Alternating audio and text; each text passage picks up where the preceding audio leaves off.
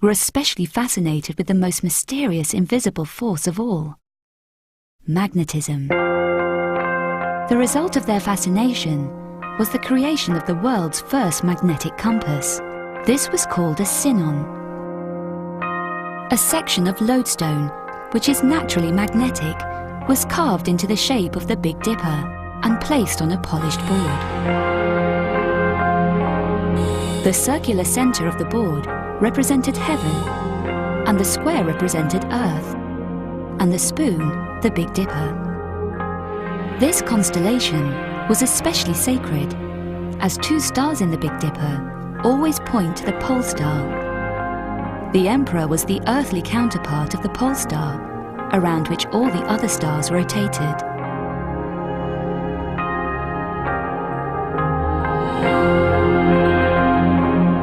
The master himself, Confucius, said, "He who governs virtuously may be compared to the polar star, which keeps its place as the other stars turn around it."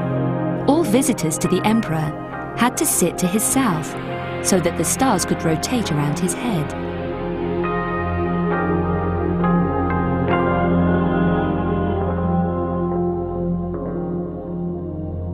Therefore, officials around the Emperor were seen as inhabiting the constellations rotating around the polar star. And so the sinon was a mystical instrument used not for navigation, but as a tool for geomancy, or feng shui. Feng shui is a technique for aligning cities and houses harmoniously with the Earth's forces. Forces detected with the aid of this compass. The sinon evolved into more complex feng shui compasses, which are still in use today.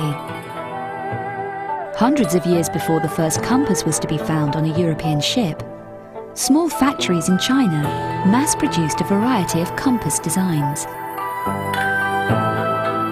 The world's first prototype of the dry modern navigational compass was called the magnetic turtle. South was indicated by the direction of the needle, which was attached to a magnet concealed inside the model.